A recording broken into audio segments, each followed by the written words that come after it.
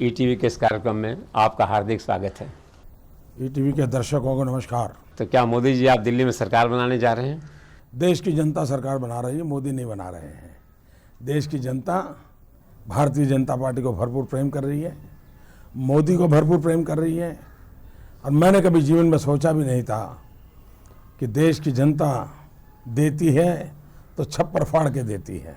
ये मैं अनुभव कर रहा हूँ। तो एनडीए ने 275 सीट्स कही है, लेकिन आपका कोर ग्रुप 318 320 सीट की बात कहता है, तो आपका क्या आकलन है? अभी जितना मतदान हुआ है, अब मैं एक पॉलिटिकल साइंस के स्टूडेंट के नाते एनालिसिस करके कहता हूं कि अब तक जो मतदान हुए हैं उसमें दो काम हो चुके हैं। एक, माँ बेटे की सरकार गई, ये देश की जनता ने उनको निकाल दिया। दूसरा काम किया है, आने वाली सरकार की मजबूत नींव अब तक के मतदान में हो चुकी है। बाकी जो मतदान है वो मजबूत सरकार बनाने का मतदान है। भारतीय जनता पार्टी के नेतृत्व में एनडीए की बहुत मजबूत वाली सरकार बनेगी। और पिछले 25 साल में हिंदुस्तान ने ऐसी मजबूत सरकार कभी नहीं देखी। ऐसी मजबूत सरकार इस देश की जनता देने वाली है। तो राजनाथ सिंह ने कहा कि you will need no more alliances. आपको भी ऐसा लगता है कोई अलायंस की जरूरत? मैं उस चर्चा में जाना नहीं चाहता हूं, क्योंकि मैं ये मानता हूं सरकार चलाने के लिए भले ही भारतीय जनता पार्टी को 300 सीट मिल जाए, लेकिन देश चलाने के लिए मैं सबका साथ लेने के पक्ष में हूं। सरकार चलाना एक बात है, देश चलाना दूसरी बात है। मुझे मनमोहन सिंह जी की तरह सरकार चलाने में इंटरेस्ट कम है, देश चलाने में इंटरेस्ट ज़्यादा है। एक बड़ा स्ट्रेटेजिक अनाउंसमेंट पिछले दिनों आपने दिया था, जिसमें आपका स्टेट्समैन उभर के सामने आया कि I am working willing with work to Congress. मैंने ये कहा है और मैं मानता हूँ कि राजनीति में दुश्मनी नहीं होती, होनी भी नहीं चाहिए। प्रतिस्पर्धा होती है, वैचारिक मतभेद होते हैं, लेकिन कहीं न कहीं in the interest of country meeting point होता है। और यही तो लोकतंत्र की ब्यूटी है। और उस लोकतंत्र की ब्यूटी को संभालना, बनाए रखना हम सबका काम है। आंध्र और तेलंगाना की बात जब हम ईटीवी दर्शकों के लिए करते हैं तो हम ये देखते हैं कि ये दो प्रदेश एक पुनर्गठित हो चुका है, नया प्रदेश तेलंगाना बन चुका है। आपने सारे देश का भ्रमण किया है, आप तेलंगाना और आंध्रा भी गए हैं। तो क्या आपने कोई अंतर पूरे देश के दूसरे राज्यों में और आंध्रा और तेलंगाना के बीच महसूस किया है, in terms of public response, in terms of your announcements और in terms of public expectations? कोई डिफरेंस कोई ऐसा? मैं और एक बात पहले बता दूं, बड़े लंबे अरसे तक तेलंगाना के लोग तेलंगाना के लिए लड़ते रहे हैं। 50 साल कांग्रेस की सरकारें वादे देती रही, 1100 से ज्यादा लोगों ने बलिदान दिया, लेकिन कांग्रेस की आंख में से आंसू नहीं निकला। अलग अलग समय अलग अलग लोगों ने आंदोलन को चलाया। भारतीय जनता पार्टी एक पहली पार्टी है जो डे वन से इस विचार में अपनी बात को कंसिस्टेंटली रखती आई है। हम तेलंगाना के पक्ष में रहे, तेलंगाना बने इसके लिए हम आग्रही रहे, लेकिन तेलंगाना की बनने की प्रक्रिया प्रेम की हो, समझौते की हो, सीमांध्र के और तेलंगाना के लोगों को दूरी न हो, ये चिंता होनी चाहिए। माँ के दूध में कभी दरार नहीं होनी चाहिए, ये मेरा पहले दिन से मत है। दूसरा, तेलंगाना बने, सीमांध्र बने, रायसीना के लोगों के दुख की चिंता हो, ये सब होना चाहिए, देश का हिस्सा है। लेकिन माँ हमारी तेलुगु स्पिरिट है, उस तेलुगु स्पिरिट को मार करके बच्चों को बड़ा नहीं किया जा सकता। मेरी जो पीड़ा रही है, मेरा जो दर्द है, वो ये है कि तेलुगु स्पिरिट को मरने मत देना और तेलुगु स्पिरिट बना रहे, माँ भी रहे और बच्चे भी पालन हो। तेलंगाना भी आगे बढ़े, सीमांध्र भी आगे बढ़े। और रायसीना, क्योंकि मैं जानता हूँ रायसीना वो मेरे कच्छ और सौराष्ट्र जैसा है, पानी के बिना बेचारे परेशान है। मेरे दिल में अगर मुझे काम करना है तो मेरा मन करेगा कि भाई तेलंगाना नया बच्चा पैदा हुआ है, सीमांध्र से समस्याएं हैं, इन तीनों को समान रूप से कैसे विकसित करें, इस पर ध्यान केंद्रित करना चाहिए। जहां पर चुनाव अभियान का सवाल है। मैं तेलंगाना के नागरिकों का और सीमांध्र के नागरिकों का अभिनंदन करता हूं। मैंने देखा इतनी गजब पॉलिटिकल मैच्योरिटी है, वरना क्या होता है कि प्रादेशिक भावना में लोग बह जाते हैं। लेकिन मैंने तेलंगाना में भी देखा, सीमांध्र में भी देखा कि उनको मालूम है कि अब तेलंगाना को आगे बढ़ाना है, सीमांध्र को आगे बढ़ाना है। तो किस सरकार के समय हमारा जन्म हुआ इसका महत्व नहीं है। अब कौन डॉक्टर हमें आगे बढ़ाएगा, बचाएगा, हमें खिलाए पिलाएगा, उसकी रुचि उसमें है, ये समझदारी है। और इसके लिए मैं सलाम करता हूं तेलंगाना के लोगों का और सीमांध्र के लोगों का। उनका ध्यान साफ है, अब हमारा भला नई सरकार करेगी। और इसलिए मैं देखता हूं पूरे देश से ज्यादा नई अनुकूल सरकार बनाने का इरादा तेलंगाना में भी ज्यादा है, सीमांध्र में भी ज्यादा है। और इसलिए तेलंगाना और सीमांध्र के लोग दिल्ली में ऐसी सरकार बने जो नए बालक तेलंगाना को, इस शिशु को संभाले। सीमांध्र को लगता है कि तेलंगाना के जाने के कारण जो हमारा लूट गया है, उस स्थिति में हमें कोई संभालने वाला चाहिए। उनको भरोसा है कि एनडीए की नई सरकार ये करेगी। और दूसरा, उनको भी लगता है अगर दिल्ली में जो सरकार आए उसी के अनुकूल अगर राज्य में सरकार आए तो बहुत स्मूथली तेलंगाना का भी भला होगा, सीमांध्र का भी भला होगा। और व्यक्तिगत रूप से मैं मानता हूं कि इन दोनों की चिंता करनी चाहिए, जिम्मेवारी लेनी चाहिए। और मेरा तो, मैं सीमांध्र का हो, तेलंगाना का, वहाँ के नौजवानों के प्रति मेरे मन में बड़ा आदर है, बड़े मेहनतु है, बड़े टैलेंटेड है, वो देश को बहुत कुछ दे सकते हैं।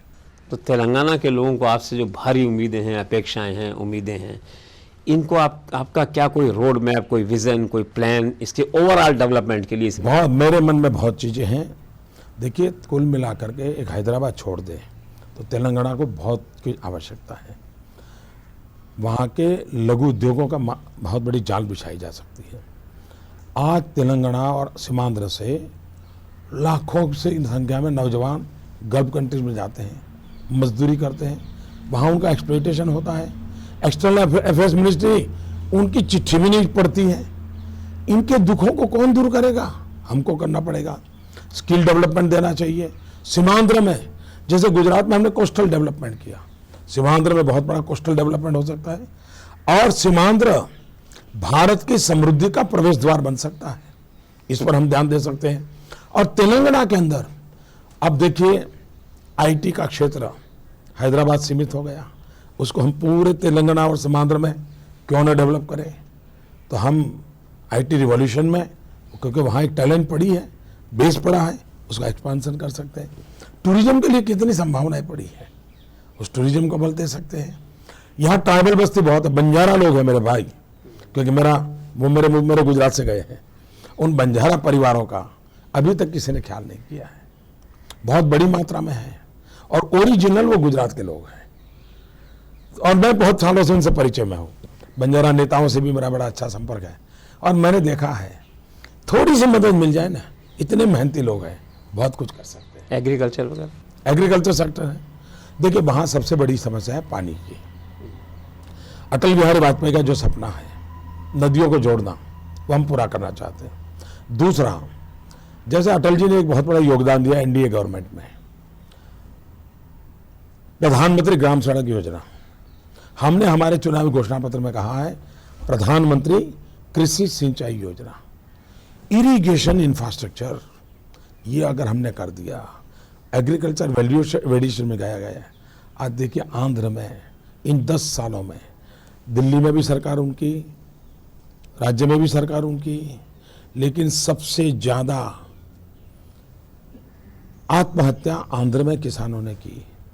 आंध्र का किसान भी कॉटन ग्रोवर है, तेलंगाना का किसान भी कॉटन ग्रोवर है, गुजरात का किसान कॉटन ग्रोवर है। हम इस कॉटन पे वैल्यूएशन पे काम करें। मेरी 5F फॉर्मूला है आंध्र के लिए, तेलंगाना के लिए, कॉटन ग्रोवर किसानों के लिए, farm to fibre, fibre to fabric, fabric to fashion, fashion to foreign. जहाँ कपास है वहीं धागा बने, जहाँ धागा है वहीं कपड़ा बने, जहाँ कपड़ा है वहीं रेडीमेड गारमेंट बने, जहाँ रेडीमेड गारमेंट बने वहीं सीमांध्र के समुद्र तट से सारी दुनिया में माल पहुँच जाए।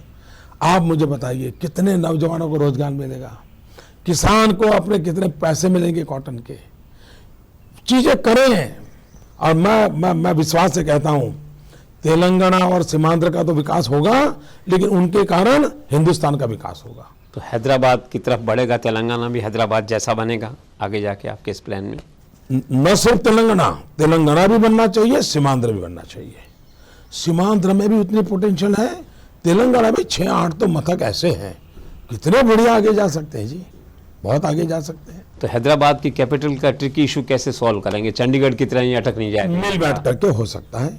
देखिए, कांग्रेस की विशेषता ये थी कि उनकी राजनीति इश्यूज को खड़ा करना, इश्यू को लटकाए रखना, आश्वासन देते रहना, लोगों को मूर्ख बनाना, ये उनका पैकेज डील रहता है राजनीति का। भारतीय जनता पार्टी, अटल जी की परंपरा ये रही है कि समस्याओं को समाधान करना, मिलजुल करके समाधान करना। देखिए, अटल जी ने छत्तीसगढ़ को जन्म दिया, मध्य प्रदेश भी खुश, छत्तीसगढ़ खुश। उत्तराखंड को जन्म दिया, उत्तराखंड खुश, उत्तर प्रदेश खुश। झारखंड को जन्म दिया, झारखंड खुश, बिहार खुश।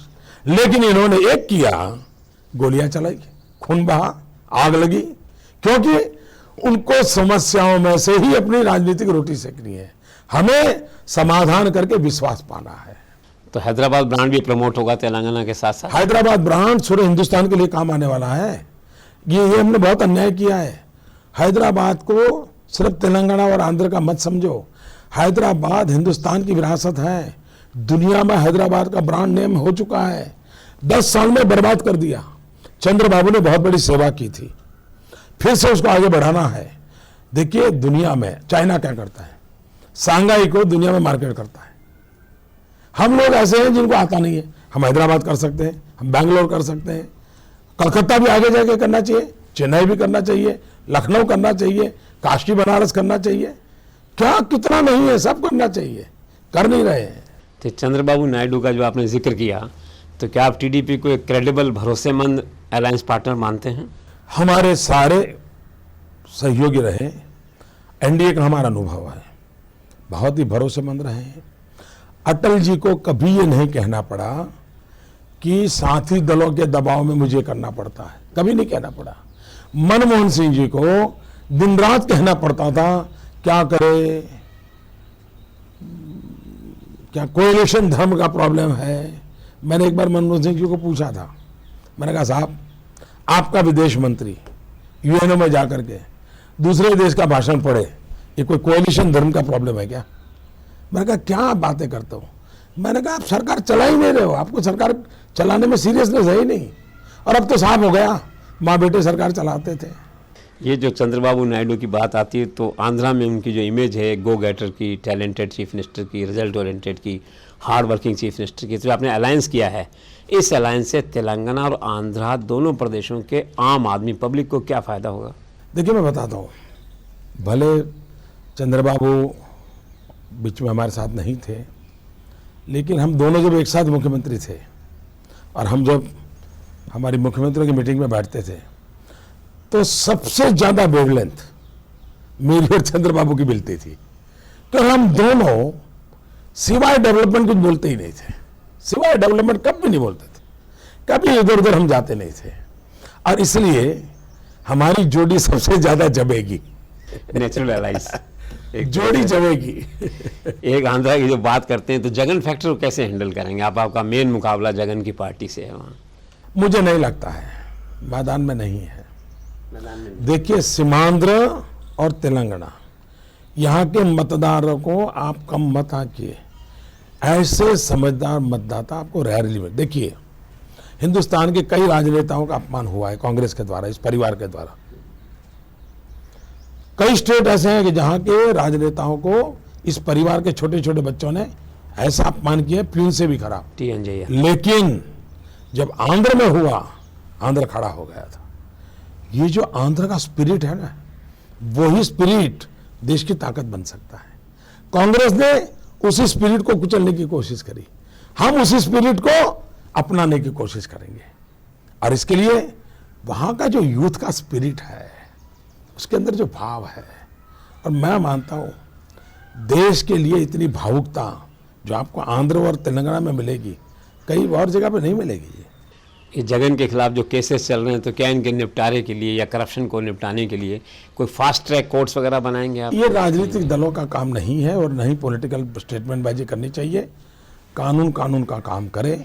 लेकिन एक बात मैंने साफ कही है, वो दोबारा मैं कहना चाहूँगा, हमारा मत है कि हिंदुस्तान में राजनीतिक अपराधीकरण इस चर्चा का विषय भी है, चिंता का विषय है। एक बार दूध का दूध पानी का पानी हो जाना चाहिए। और इसलिए जो क्रिमिनल ऑफेंसेस हैं उसके संबंध में हमारा स्टैंड ये है कि नई सरकार बनने के बाद सुप्रीम कोर्ट को रिक्वेस्ट करना चाहिए कि जितने एमपीज हैं और जिन्होंने अपनी एफिडेविट में अपने क्रिमिनल केस रखे हुए हैं उनको आप न्यायिक प्रक्रिया पूरी करके दो। हमको सजा होगी, निर्दोष जाएगा निर्दोष जाएगा, सजा होगी तो उसकी सीट खाली हो जाएगी और अच्छा आदमी आ जाएगा। एक बार भारत की संसद में आया हुआ एक भी व्यक्ति जिस पर इस प्रकार की कोई चीज लगी हुई नहीं है तो धीरे वो परकुलेट हो जाएगी और ये काम हो सकता है। जहां तक केसेस चलते हैं, जैसे आज देखिए मुझ पर पिछले 12 साल में ढेर सारे केसेस चलाए इन्होंने, तो राजनीतिक विंडिक्टिव था नेचर, इससे देश का भला नहीं होता है। लॉ एंड ऑर्डर अपना काम करें। आपके जो केसेस की बात आपने की और आंध्रा में की, तो आंध्रा में ब्रोडली करप्शन केसेस हैं, तो करप्शन तो एक मुद्दा है ही आपकी पार्टी का, आंध्र में भी रहेगा करप्शन रिमूवल, करप्शन हर बोलने में तो सबका है। हम करना चाहते हैं, बोलते तो सब है। एक बात और मेरे समझ में नहीं आई कि तेलंगाना के निर्माण में, सेपरेट स्टेट बनाने में आपका ज़बरदस्त रोल रहा, पूरा सपोर्ट आपकी पार्टी ने किया, लेकिन तेलंगाना की जो टॉप लीडरशिप है वो बीजेपी के साथ कंफर्टेबल फील नहीं करती है। कंट्राडिक्शन कैसे है? ऐसा जरा भी नहीं है। भारतीय जनता पार्टी का कमिटमेंट रहा है, मैंने शुरू में ही आपके जवाब दिया है इसका। भारतीय जनता पार्टी ने कभी दोगली बात नहीं की, साफ साफ बोला है हमारा झगड़ा तरीके से है। माँ को मार करके बेटे को जन्म देने से फायदा नहीं हुआ है, ये हमारा मत है। जिम्मेवारी राजनेताओं की रहती है कि माँ भी जिंदा रहे, बच्चा भी जिंदा रहे। अब हमारे जिम्मे आने वाला है, हम माँ को भी बनाएंगे बचाएंगे, बेटे को भी बनाएंगे बचाएंगे, ये हमारा रहेगा। ये कहा गया कि तेलंगाना के मुद्दे पे पार्टी में कुछ मतभेद था पार्लियामेंट्री बोर्ड में या आरएसएस के साथ, तो आपने सॉर्ट आउट किया, आपने पहल करी। पहली बात है ये सारी गपोड़बाजी चल रही है, हम लोगों का ओपन स्टैंड रहा है। ये सारी ये मीडिया में लोग इधर उधर की चलाते रहते हैं, सब बेकार बातें हैं। एक हैदराबाद में नया चमत्कार आपने किया भारतीय लोकतंत्र के इतिहास में पहली बार कि पब्लिक मीटिंग में 5 रुपए का एंट्री फीस देके व्यक्ति आएगा और 1.5 लाख लोग पहुंचे सबसे पहले वहां। ये क्या मिरेकल है आपका? देखिए, हिंदुस्तान में ये जो माना गया था कि राजनेताओं की कोई आबरू नहीं है, लोग राजनेताओं को नफरत करते हैं, हैदराबाद की उस घटना ने देश को सिद्ध कर दिया कि देश की जनता अच्छा क्या है बुरा क्या है उसका भेद जानती है, अच्छा है उसके साथ चलने को तैयार है। मैं भी तेलंगाना गया था, क्या मुझे प्यार दिया है तेलंगाना ने, क्या प्यार दिया है जी, मैं कल्पना नहीं कर सकता हूँ। मुझे लगता है क्या पिछले जन्म में मैं यहाँ तो पैदा नहीं हुआ था, या क्या अगले जन्म में मुझे वहां पैदा होना है कि नहीं होना है, इतना प्यार मैं कल्पना नहीं कर सकता हूँ जी। तो आप आश्वस्त हैं कि आंध्र और तेलंगाना में आपको बहुमत मिलेगा? आंध्र और तेलंगाना के दोनों, सीमांध्र और तेलंगाना, मैं आपको विश्वास दिलाता हूँ मोदी जहां भी होगा आपके लिए होगा। वहां के नौजवानों को विश्वास दिलाता हूं आपका भविष्य 20 साल बर्बाद हुआ है, अब वो पाप नहीं होने दूंगा। मेरे से जितना हो सकेगा मैं इस 20 साल का गड्ढा भी निकालूंगा और आपको न्याय मिले, आपको अवसर मिले, मेरी पूरी कोशिश रहेगी। चाहे आप सीमांध्र में हो, चाहे आप तेलंगाना में हो, या रायसीना की उपेक्षा होती हो, कुछ भी हो, मेरे अपने हैं आप। और मैं भी आपका मोदी गारू हूँ। बहुत बहुत धन्यवाद। Thank you so much sir, thank you so much sir.